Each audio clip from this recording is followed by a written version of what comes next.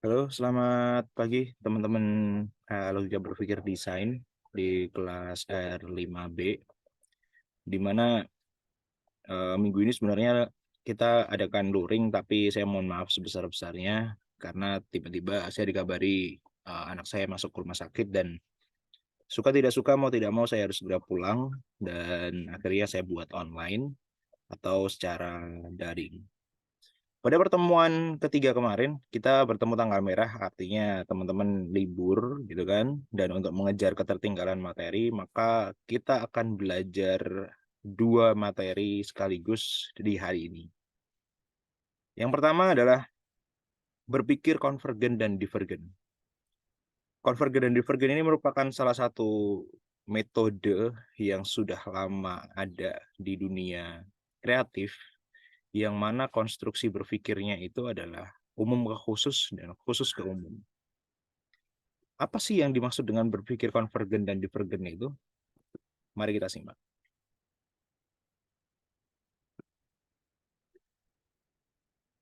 As we know, atau apa yang sudah kita ketahui bahwa pada pertemuan pertama dan kedua, bahwa design thinking as sequences of the diverging and convergence of solutions.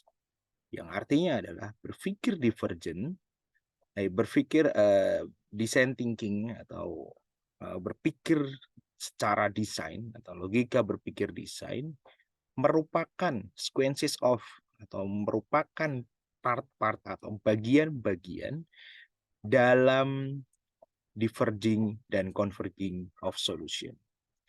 Berpikir divergen itu berasal dari kata diverge yang artinya bercabang atau menyebar. Yang tadi saya bilang di awal bahwa berpikir secara khusus ke umum itu disebut sebagai berpikir divergen, yaitu berpikir yang lebih menyebar gitu. Contoh ketika kita berbicara tentang pohon, maka kita akan memikirkan apa-apa saja elemen dalam pohon. Nah, itu namanya menyebar, bercabang. Seperti yang kalian lakukan di desain komunikasi visual 2 berkaitan dengan mind mapping, itu merupakan pola berpikir divergen, yang mana sifatnya itu biasanya bebas gitu, lepas dan bisa dibilang kreatif sebenarnya. Poinnya ada pada eksplorasi ide yang sebanyak mungkin dan tidak takut salah. Dan itu yang dilakukan pada mind mapping. Maka kalau mind mapping kalian masih sekedar apa adanya lah, itu belum berpikir divergen gitu. Kalau mind mapping kalian liar gitu, kemudian juga berpikir ada banyak hal yang bisa dilakukan dari mind mapping tersebut dengan keyword-keyword yang dibuat, maka itu disebut sebagai berpikir divergen. Sedangkan berpikir konvergen itu ada berpikir yang memusat atau mengumpul. Berpikir konvergen ini kalau dalam DKV 2 membuat logo adalah ketika kalian membuat mood board, membuat alternatif gitu kan, secara visual, yang mana berpikir secara sistematis, terfokus, rasional, yang menimbang ide paling efektif. Hasilnya adalah layaknya kreatif brief, layaknya alternatif, layaknya mood board yang merupakan jabaran dari berpikir yang bebas tadi, atau jabaran dari mind mapping ketika berpikir divergent.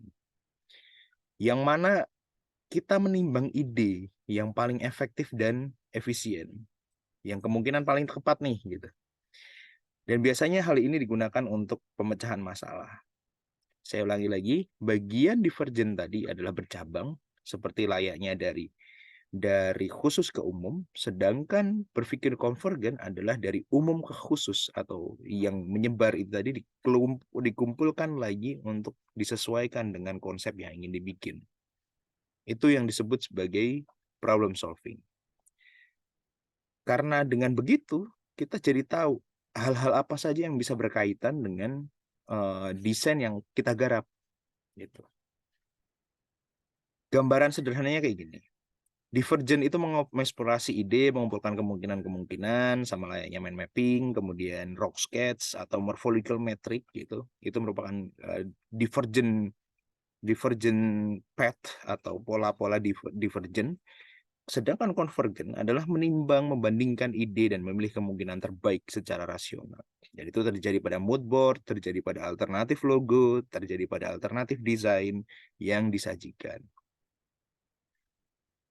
Nah, apabila kita jabarkan di awal ketika kita menerima klien brief yang diberikan oleh dosen ataupun dari UMKM yang kalian garap di DKV 2 gitu kan, itu pada titik yang paling kiri. Kita berpikir divergent dulu gitu. Dari yang khusus ke umum untuk membuat ide-ide atau menjabarkan ide-ide yang mungkin bisa menjadi solusi atas desain yang dihadirkan. Kemudian kita masuk ke dalam titik-titik yang kedua, pada part kedua itu akan melebar dan kita akhirnya juga membuat creative brief, membuat acuan-acuan yang mana itu akan berpengaruh pada mind mapping yang kita buat. Setelah mind mapping kemudian creative brief itu terbuat, maka muncul konvergen lagi.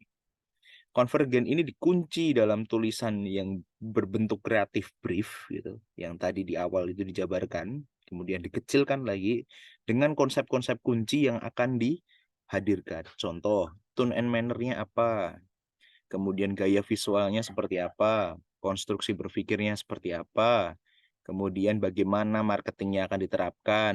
Itu merupakan hasil dari konvergen atau pola yang kedua. Kemudian tahap yang ketiga atau pola yang ketiga adalah divergen lagi. Ketika kita sudah mendapatkan creative brief yang tertulis, yang sudah terstruktur, kita kembangkan lagi, dihajar lagi dengan bentuk-bentuk pada thumbnail. Dengan mengeksplorasi sebanyak mungkin karakter visual, kemudian konstruksi yang lebih banyak lagi, dan lain sebagainya.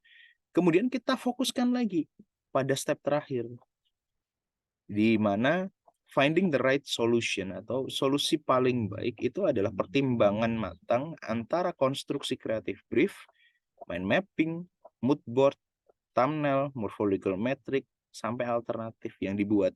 Nah, itu hasil dari konvergen tahap terakhir.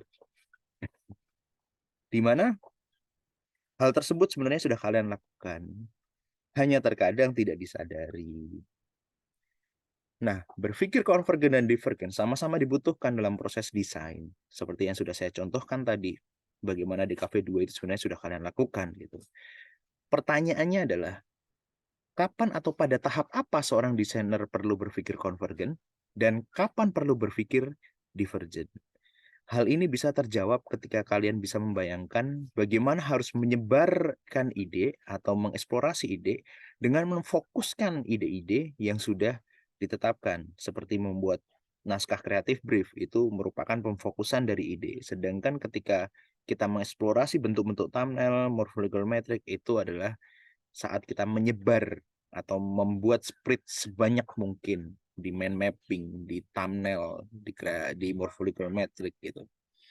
Nah, untuk menjawab pertanyaan ini pada pertemuan berikutnya, sebenarnya pertemuan hari ini itu kita diskusikan lebih dahulu. Jadi saya punya sebenarnya punya program untuk kita adakan fokus group discussion gitu. Tapi karena memang saya terhalang hari ini tidak bisa hadir, saya mohon maaf sekali lagi. Dan itu disebut sebagai proses desain atau proses kreatif desain. Kita masuk ke bagian yang lebih serius berkaitan dengan proses kreatif desain.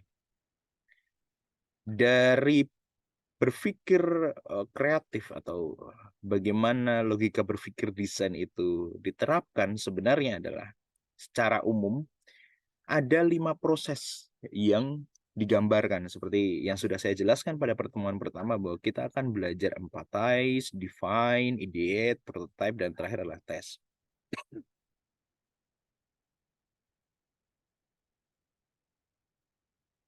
Di mana empathize itu memahami apa yang dialami dan diharapkan oleh pengguna melalui observasi, interaksi, kemudian juga bahasanya tanda kutip menceburkan diri ke situasi pengguna gitu. Kemudian mendefine, mengidentifikasi masalah berdasar sudut pandang, kemudian mengeksplorasi ide-ide, kemudian membuat prototipe atau membuat alternatif gitu kan yang bisa didiskusikan, kemudian juga mengujinya di pasar. Maka mata kuliah DKV 2 yang saya ampuh, biasanya saya minta untuk tes pasarnya, karena itu bagian dari tes. Nah, tahapan proses merancang sebenarnya seperti ini. Jadi hasil dari berpikir kreatif atau berpikir secara creative thinking gitu, itu akan saling terpaut ya. Dari empathize menuju ke define, define menuju ideate, ideate menuju prototype, prototype menuju tes. Dan apakah nanti di tes ini akan hasilnya akan terakhir? Enggak. Bisa saja seperti yang sudah saya bilang pada pertemuan kedua, bisa saja nanti ketika kita sampai ideate kita kembali lagi ke empathize. Oh, ada nih yang kira-kira perlu kita pertimbangkan lagi dari pemikiran si customer misalkan. Itu kita perlu kembali ke empathize. Atau ketika kita sudah jadi prototype. Kita sudah jadi prototype tapi kemudian mendapatkan revisi yang cukup banyak karena tidak sesuai dengan definisi yang diinginkan oleh si klien. Kita kembali ke define. Dan hal ini lumrah terjadi gitu pada cara berpikir desain. Pada hakikatnya yang seperti yang sudah saya bilang di pertemuan kedua ketika pertemuan luring itu, bahwa step by step ini bisa saja bertukar, bisa saja kembali terjadi, bisa saja hanya sekali. Dan itu sangat bergantung pada bagaimana kita memanajemen ide itu sendiri. Nah, menurut Ambrose dan Harris, merancang ada tahapannya. Kalau yang tadi adalah secara konseptualnya, yang divergent-convergent, kemudian juga design thinking yang 5 bagian itu mulai dari empathize sampai tes. Tapi bagi Ambrose dan Harris itu ada 7. Yang pertama adalah define, itu dibalik kalau di Ambrose ada define, ada research, yaitu mengumpulkan data, ada ideate, memunculkan ide-ide, prototype, membuat purwarupa, selected, memiliki satu dari beberapa solusi atau memilih alternatif yang ada dan mengimplementasikan. Dan yang terakhir adalah learn atau merefleksikan apa yang sudah kita lakukan. Nah, apakah kedua perspektif ini berbeda? Betul, bahwa perspektif yang pertama tadi, yang design thinking itu cenderung bebas, karena dia dipandang sebagai sebuah paradigma atau sudut pandang. Sedangkan yang dihadirkan oleh Ambrose dan Harris itu step by step yang runtut. Yang runtut di sini seperti layaknya di Cafe 2, runtut dari membuat creative brief sampai ke membuat final art gitu. Jadi dari situ kita bisa bisa bisa melihat bahwa ada 2 perspektif design thinking yang bisa diterapkan. Apakah keduanya sah? Keduanya sah. Tidak ada yang salah dengan hal tersebut. Nah, kalau dari Ambrus itu digambarkan seperti ini, berputar. Satu proyek ke proyek yang lain itu akan berputar dan saling memberikan evaluasi.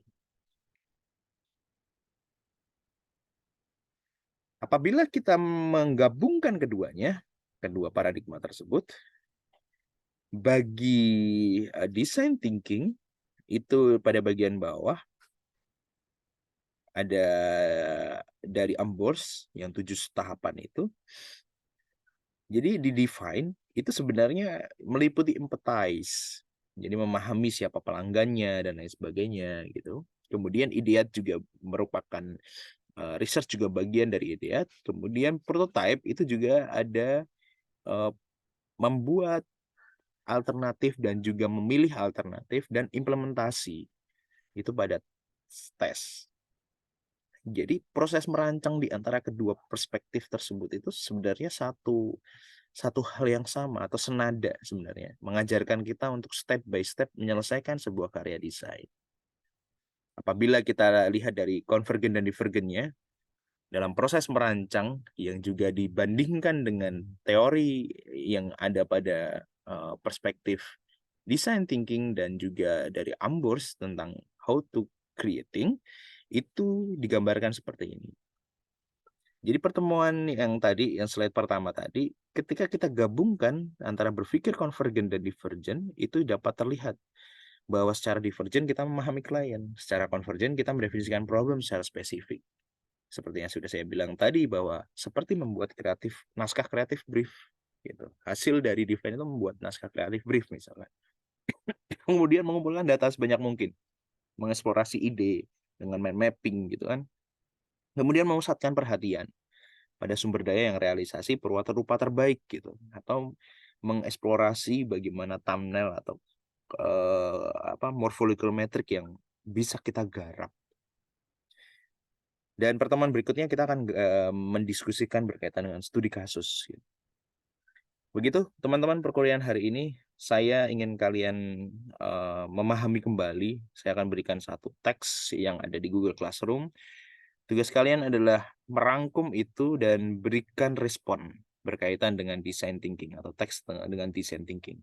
Saya ulangi lagi, silakan untuk buka Google Classroom, kemudian kalian rangkum tulisan tersebut dan responlah tulisan tersebut. Jadi mereview, menganalisis dari tulisan tersebut.